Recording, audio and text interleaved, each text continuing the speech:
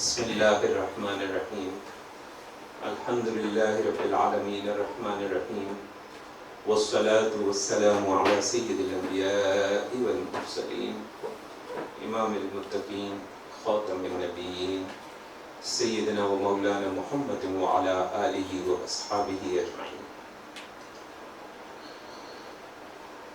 ہمارے بزرگان دین علیہم الرحمہ نے مختلف باتوں کو سمجھانے کے لیے چھوٹے چھوٹے قصوں اور چھوٹی چھوٹی کہانیوں کا انداز اختیار کیا ہے۔ مولانا جلال الدین رومی رحمۃ اللہ علیہ ہو گئے، سعدی ہو گئے رحمۃ اللہ علیہ، اسی طریقے سے فرید الدین عطار رحمۃ اللہ علیہ، یہ وہ شخصیات ہیں کہ جنہوں نے عام انسان تک بات کو پہنچانے کے لیے اور اس کو بات سمجھانے کے لیے مختلف قصے بیان کیے، اور پھر ان قصوں سے پھر اصل بات جو ہے اس کو انہوں نے بیان کیا۔ تو آج خواجہ فرید الدین عطار رحمۃ اللہ علیہ کی ایک حکایت بیان کرتا ہوں آپ کے سامنے۔ آپ نے بہت خوبصورت ایک کلام لکھا ہے منطق الطیر کے نام سے، اور سارا کا سارا وہ کلام پڑھنے سے تعلق رکھتا ہے، اور الحمدللہ کو کہ ہمارے مشائخ کی زیادہ تر تحریریں یا فارسی میں ہیں یا عربی میں ہیں، اور ہم لوگوں میں سے اکثریت عربی بس پڑھ سکتی ہے، قرآن مجید چونکہ پڑھنا سیکھا ہے، سمجھتی نہیں ہے، سمجھنا سیکھنا چاہیے ہمیں۔ اور فارسی تو پہلے تو پھر بھی ہوتی تھی، مجھے یاد ہے میرے والد صاحب وہ ان کو فارسی تھوڑی تھوڑی سمجھ میں آتی تھی، کیونکہ انہوں نے اسکول کے زمانے میں تھوڑی بہت فارسی پڑھ رکھی تھی، پہلے پڑھائی جاتی تھی فارسی، اب تو وہ اختیاری ہو گیا، اگر آپ پڑھنا چاہیں تو پڑھیں، عربی پڑھنا چاہیں تو پڑھیں، نہیں پڑھنا چاہیں تو نہ پڑھیں۔ میرے خیال میں تو دونوں ہی لازم ہونی چاہیے۔ اس کی وجہ یہ کہ ہم مسلمانوں کا جتنا بھی مواد ہے، جو اصل مواد ہے وہ یا عربی میں ہے اور اس کے بعد فارسی میں۔ اردو میں اس حد تک ہمارے پاس مواد موجود نہیں ہے جس حد تک ہونا چاہیے، لیکن خوشی کی بات ہے کہ یہ جو منطق الطیر کی بات کر رہا ہوں میں، منطق الطیر جو ہے یہ اردو میں بھی موجود ہے، کیونکہ ترجمہ کبھی بھی اصل جو ہے وہ بات اس طرح سے بیان نہیں کر سکتا، لیکن چلے کچھ نہ کچھ بات تو انسان کو سمجھ میں آ ہی جاتی ہے۔ کم از کم جو اس راستے پہ ابھی آغاز میں ہیں ان کے لیے کم از کم چیزیں بہت آسان ہو جاتی ہیں۔ تو بڑی عجیب ایک کہانی آپ نے بیان کی، آپ کہتے ہیں کہ ایک بادشاہ تھا، اور آپ کو پتا ہے کہانیاں بچپن سے ہم ایسی سنتے آئے ہیں، کہیں بادشاہ ہوتا ہے، کہیں شہزادہ ہوتا ہے۔ تو ایک بادشاہ تھا اور وہ انتہائی خوبصورت انسان تھا، اور حسن و جمال میں اس کی کوئی مثال نہیں تھی، اور اس حسن و جمال کو بیان کرنے کے لیے خواجہ فرید الدین عطار رحمۃ اللہ علیہ نے ایسی ایسی تشبیہات بیان کی ہیں کہ ان میں میں اس وقت نہیں پڑھ رہا، کہ وہ بس پڑھنے سے تعلق رکھتی ہیں۔ لیکن اتنا ضرور میں عرض کروں گا کہ وہ کہتے ہیں کہ حسن و جمال میں ایسا وہ یکتا تھا، ایسا وہ بے مثال تھا کہ اس کے حسن و جمال کو کوئی دیکھ بھی نہیں سکتا تھا۔ جس کی نظر پڑ جاتی تھی وہ دیوانہ ہو جاتا تھا، وہ پاگل ہو جاتا تھا، اور کچھ ایسے بھی تھے جو کہ مر جاتے تھے۔ تو اس نے پھر ایک نقاب اپنے لیے اوڑھی، اور لال رنگ کی اس نے نقاب اوڑھی، اور وہ کبھی کبھی وہ گھوڑے پہ سوار ہو کے باہر نکلتا بازار میں، تو جو اس نقاب کی طرف بھی نظر ڈالتا اس پہ بھی دیوانگی آ جاتی، جو اس کی طرف دیکھنے کی کوشش کرتا اس کے ساتھ جو لوگ تھے وہ اس کی گردنیں اڑا دیتے، جو اس کی کوئی بات کرنے کی کوشش کرتا اس کے بارے میں، اس کے ساتھ جو اس کے لوگ تھے سارے، جو پہرے دار وغیرہ یا جو بھی گارڈز ہوتے ہیں جیسے آج کل، وہ ان کی زبانیں کاٹتے تھے، اور کوئی بھی اس کے حسن جمال کا تبصرہ بھی کرتا تھا تو وہ دیوانہ ہو جاتا تھا، ایسا بے مثال حسن تھا۔ اب صورتحال یہ تھی کہ نہ دیکھ سکتے ہیں اور نہ دیکھے بغیر رہ سکتے ہیں. آپ کہتے ہیں کہ نہ تاب وصل دارا، وصل کی تاب بھی نہیں، اور کہتے ہیں کہ نہ طاقت ہے جدائی، اور جدائی کی طاقت بھی نہیں. نہ دیکھنے کی طاقت ہے، نہ دیکھے بغیر چین ہے، سکون بھی نہیں ہے. اب بادشاہ نے بڑا سوچا تو کسی نے اس کو یہ مشورہ دیا کہ ایک خوبصورت محل بناتے ہیں اور اس محل میں ایک آئینہ رکھتے ہیں، اور آپ اس محل میں اس طرح کھڑے ہوں یا بیٹھیں کہ آپ کا عکس آئینے میں آئے اور آئینے سے لوگ جو ہے وہ آپ کے حسن و جمال کو دیکھیں. تو اس کا تجربہ کیا جائے. ممکن ہے اس طریقے سے جو ہے وہ لوگوں کی بے چینی، بے قراری اور وہ جو مشکل پڑی ہوئی ہے وہ مشکل کا حل نکالا. تو اس نے پھر یہ کیا اور یہ تجربہ کامیاب رہا کہ جو اس کے حسن و جمال کی بات سن کے دیوانے ہو جاتے تھے یا انتہائی بے چین و بے قرار ہو جاتے تھے، ان کے لیے ایک راستہ کھل گیا کہ وہ وہاں جاتے اور وہ اس آئینے میں اس کا عکس دیکھتے اور اس عکس کو دیکھ کے پھر ایک اندازہ لگاتے کہ عکس اتنا خوبصورت ہے تو وہ پتہ نہیں کتنا خوبصورت ہوگا. اس حکایت کو بیان کرنے کے بعد وہ اس کو جوڑتے ہیں عشق حقیقی کے ساتھ. وہ کہتے ہیں کہ جی جو یکتا ہے اپنے حسن میں وہ اللہ کی ذات ہے، اور جو اس عشق حقیقی پہ راستے والے پہ چلنے والے لوگ ہیں ان کا بھی یہی حال ہے، نہ دیکھ سکتے ہیں نہ دیکھے بغیر ان کو قرار ہے. تو کہتے ہیں کہ اس یکتا حسن نے خود کو دکھانے کے لیے انسان کو قلب دیا ہے آئینے کی صورت میں. یہ جو آئینہ ہے جو انسان کے قلب کے طور پہ ہمیں دیا گیا ہے، یہ ہے جس میں ہم اپنے اس محبوب کا عکس دیکھ سکتے ہیں. لیکن عکس دیکھ سکتے ہیں، اب یہ بھی ایک بڑا سوچنے سمجھنے والی بات ہے کہ اللہ تبارک و تعالیٰ کو ہمارا ایمان ہے کہ دیکھا نہیں جا سکتا، کیونکہ وہ تجسیم سے پاک ہے. اللہ نور السماوات والارض. لیکن اس کی ذات کے اور اس کی صفات کے حسن کے جا بجا جلوے بکھرے ہوئے ہیں. وہ جو کہا جاتا ہے کہ عشق مجازی سے عشق حقیقی کا راستہ نکلتا ہے، اس کی جو ہمارے یہاں ڈیفینیشن ہے وہ حرام ہے. جو اصل اس کی تعریف ہے وہ یہ ہے کہ جب انسان حسن کو دیکھتا ہے، اور یہ حسن جو ہے کسی بھی صورت میں ہو سکتا ہے، یہ حسن جو ہے قدرتی حسن بھی ہو سکتا ہے، سبزہ بھی ہو سکتا ہے، صبح کے وقت اچھا موسم ہو سکتا ہے، باہر آپ نکلے بہت خوبصورت کوئی آپ کو نظارہ ملا وہ ہو سکتا ہے. اور اگر مجازی میں آپ اپنے انسان کی صورت میں بات کریں تو ہمارے محرمات بھی ہو سکتے ہیں. جو غیر محرم سے عشق مجازی کی گفتگو ہمارے یہاں ہوتی ہے وہ صریحاً حرام ہے، اور یہ جو جملہ ان معنوں میں دیا جاتا ہے یہ جملہ بھی اس میں صریحاً حرام ہے. ہمارے مشائخ نے اس جملے کا یہ مطلب کبھی بھی نہیں لیا.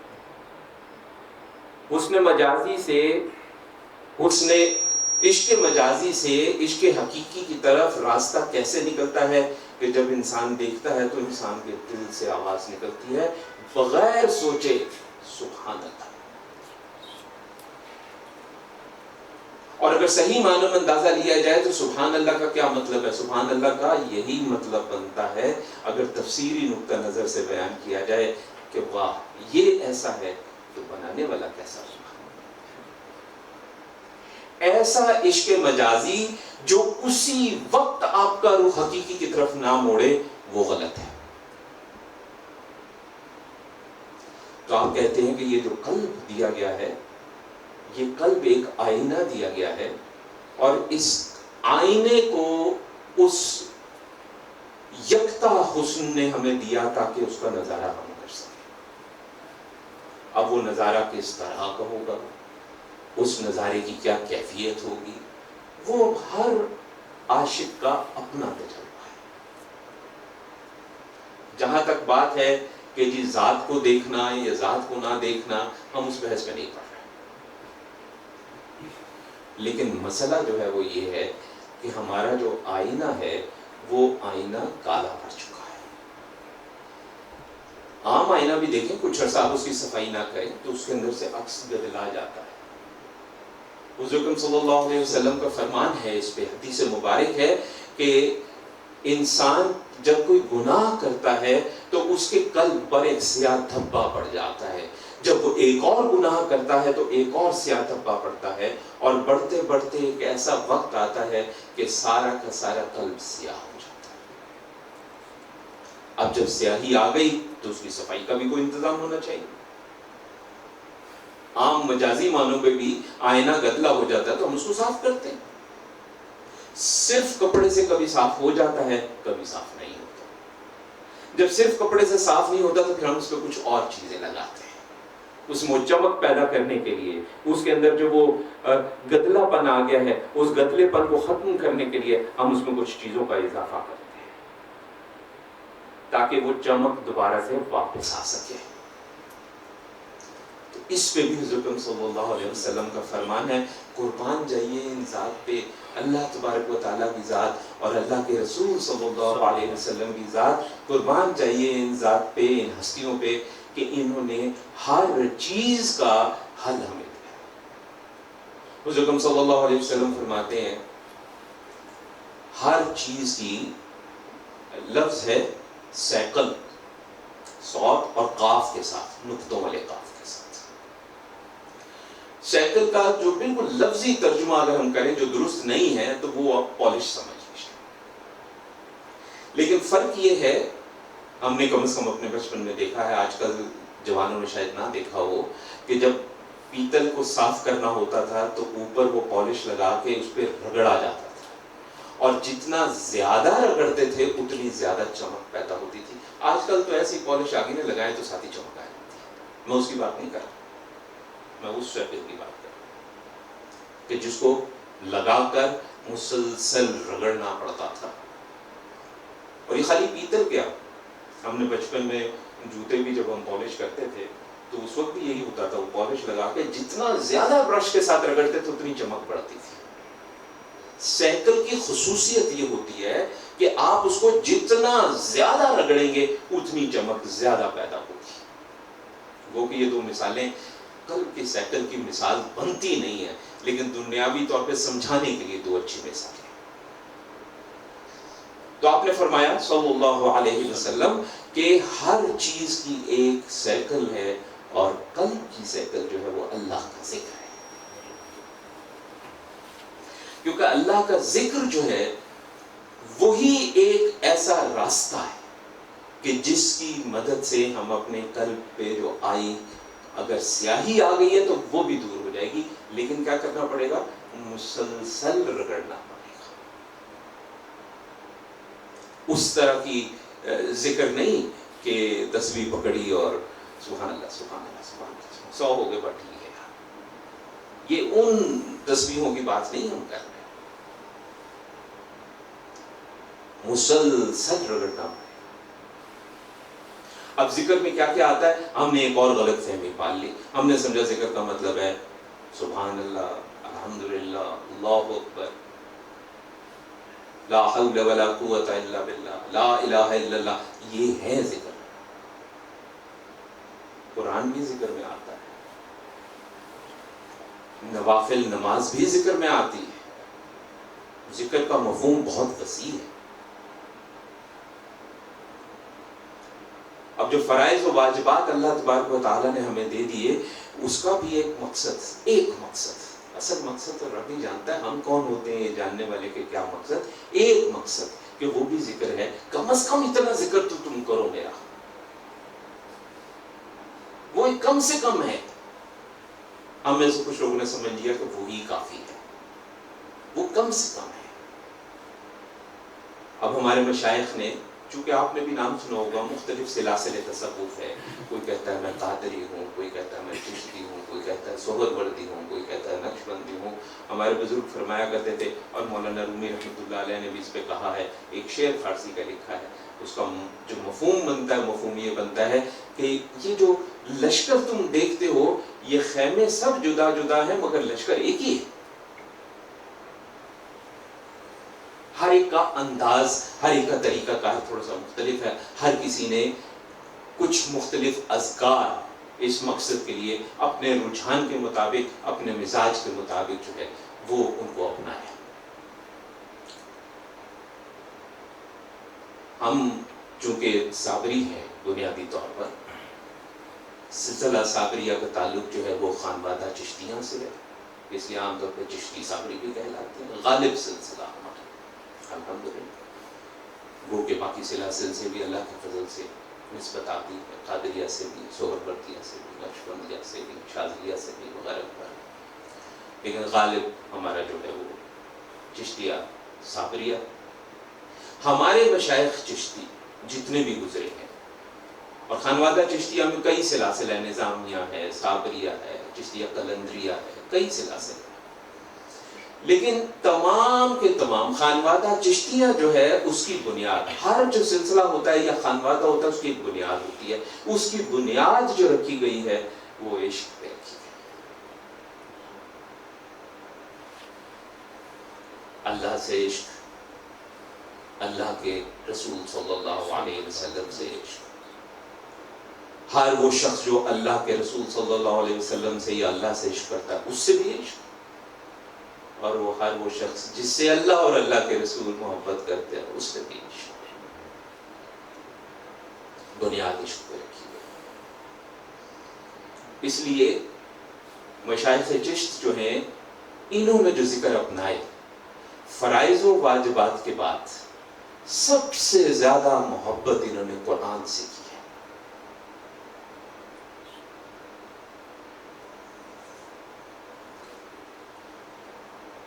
اللہ تبارک و تعالیٰ نے ہمیں قرآن مجید کس لیے دیا؟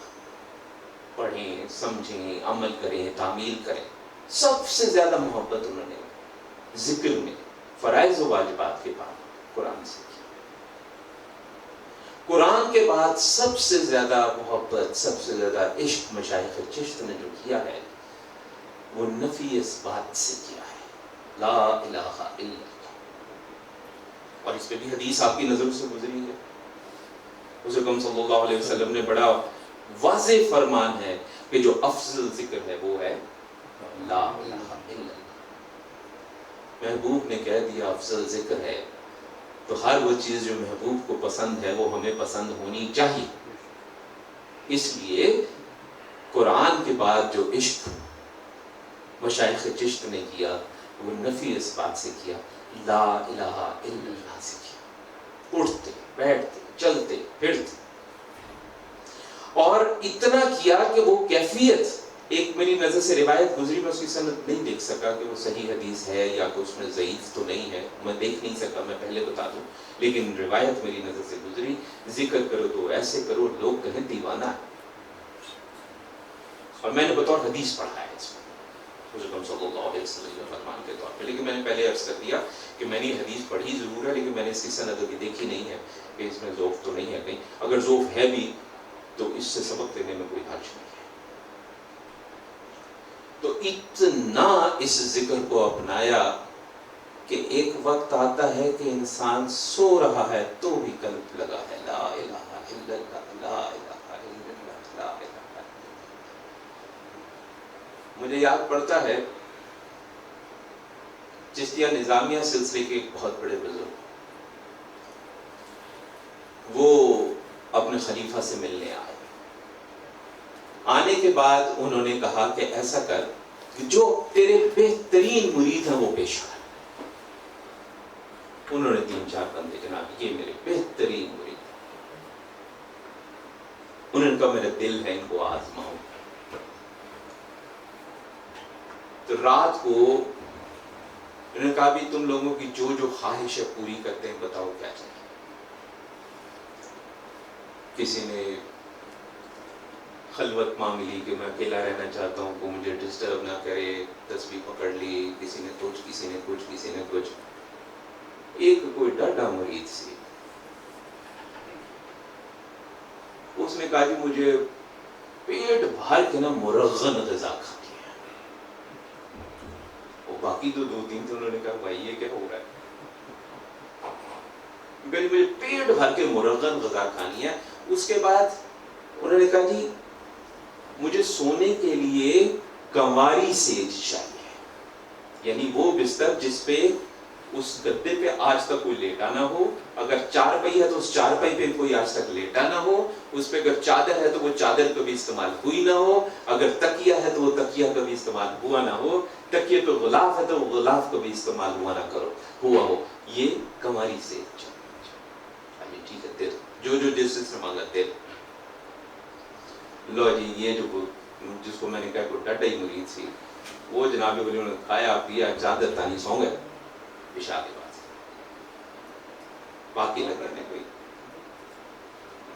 صبح فجر پر اٹھے، نماز ہوئی، جو بھی بات کے معمولات تھے وہ سارے ہوئے اور پھر حاضری.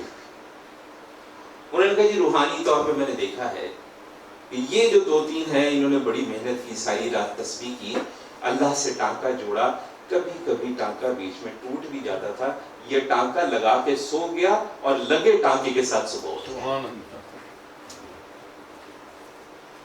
ذکر اتنا کرو کہ جب غافل بھی ہو تو قلب ذکر کرے. اب وہ ہر سلسلے کا میں نے کہا ہمارا چشتیوں کا ذکر لا الہ الا اللہ، کوئی اللہ کا کرتا ہے، کوئی اور ذکر کرتا ہے. ذکر کوئی ہو، ذکر ہونا چاہیے، اللہ کی یاد ہونی چاہیے، ہر حالت میں اٹھتے بیٹھتے چلتے پھرتے اللہ کی یاد ہونی چاہیے. اور اس کے علاوہ ایک اور چیز جو مشائخ نے جس پہ زور دیا وہ ہے صحبت. صحبت کی بڑی اہمیت ہے. اور صحبت کی اہمیت کیوں ہے؟ صحبت کی اہمیت کا بڑا اعلیٰ سمجھانے کے لیے مولانا رومی رحمۃ اللہ علیہ نے ایک قصہ بیان کیا. مولانا رومی رحمۃ اللہ علیہ یہ فرماتے ہیں کہ ایک دفعہ پھر وہی بات، ایک بادشاہ تھا. وعلیکم السلام. کہتے ہیں ایک بادشاہ تھا، اس نے سوچا ایک ہال بنانا چاہیے. ہال بنانے کے لیے اس نے دو جو ہے بڑے جو آپ کہہ لیں آرکیٹیکٹس آج کل کے معمار مختلف دو ملکوں سے بلوائے. نے کہا جی بناؤ اور جو چاہیے وہ تمہیں ملے. یہ پایا کہ بیچ میں ایک دیوار کھڑی کر دی جائے، ادھر والا کیا کر رہا ہے اس کو نہ پتہ چلے اور ادھر والا کیا کر رہا ہے اس کو نہ پتہ چلے. ایک نے خوب ہیرے جواہرات اور نہ جانے کیا کیا منگوایا، دوسرے نے سوائے سنگ مرمر کی سروں کے کچھ نہیں منگوایا. جب ہال تیار ہو گیا تو سب سے پہلے بادشاہ کو ادھر لے جایا گیا جدھر ہیرے جواہرات جڑے ہوئے تھے. کیا کمال ہے! ہال کی وہ سائڈ جو تھی، جو دیواریں تھی، وہ ایسی زبردست نقش و نگار. ادھر کا دیکھنے کی باری آئی تو انہوں نے بیچ میں سے دیوار توڑیں گے اور دیکھیں. دیوار توڑی تو دیکھا یہ کہ انہوں نے سنگ مرمر کی سیلیں لگا کے وہ 6 مہینے سال جتنا عرصہ تھا اس کو رگڑ کے اتنا چمکا دیا تھا کہ اس طرف کے نقش و نگار اس کے اندر عکس کی صورت میں سے زیادہ خوبصورت نظر آتی تھی. صحبت کی یہ مثال کہ مشائخ کرام علیہم الرحمہ جب کسی کے پاس ہم جائیں تو ان کے نقش و نگار سے مزین دلوں کے آگے اپنا صاف کیا ہوا دل رکھ دیں تاکہ وہاں سے عکس ہمارے دل میں پڑے اور اس عکس میں ہمارا دل بھی اسی طرح جگمگائے جیسے ان کا دل جگمگا. تو 3-4 چیزیں میں نے بیان کر دی اور میں آپ کو بتا دوں یہ مکمل فلسفہ ہے عشق الہی کا. فرائض و واجبات کی کوئی معافی نہیں ہے. اللہ کے رسول صلی اللہ علیہ وسلم ہم آپ سب جانتے ہیں بیمار ہیں، صحابہ کے کاندھوں پہ ہاتھ ہیں، نماز کے لیے تشریف لے جا رہے ہیں، پاؤں اٹھایا نہیں جا رہا، پاؤں سے زمین پہ لکیر بن رہی ہے. فرائض و واجبات کو اللہ کے حبیب نے نہیں چھوڑا تو ہم آپ کیسے چھوڑ سکتے ہیں؟ اس سے کوئی معافی نہیں ہے۔ اس کے بعد جیسے میں نے کہا مشائخ چشت کا دوسرا عشق جو ہے وہ ہے قرآن، قرآن سے آپ پیچھے نہیں ہٹ سکتے۔ اور تیسرا عشق جو ہے مشائخ چشت کا وہ میں نے آپ کو بتا دیا، وہ ہے نفی اثبات، لا الہ الا اللہ۔ یہ تین باتوں کو آپ پکڑ لیں اور ساتھ میں ایک اچھی صحبت شامل کر لیں، انشاءاللہ دنیا بھی پار آخرت بھی۔ تو اللہ تعالی ہمیں توفیق عطا فرمائے، ہم ان معاملات کو سمجھیں اور سمجھنے کے بعد ان کے مطابق اپنی زندگی گزارنے کی کوشش کریں۔ وصلی اللہ علی خیر خلقہ سیدنا و مولانا محمد وعلی آلہ و صحبہ اجمعین برحمتک یا ارحم الراحمین۔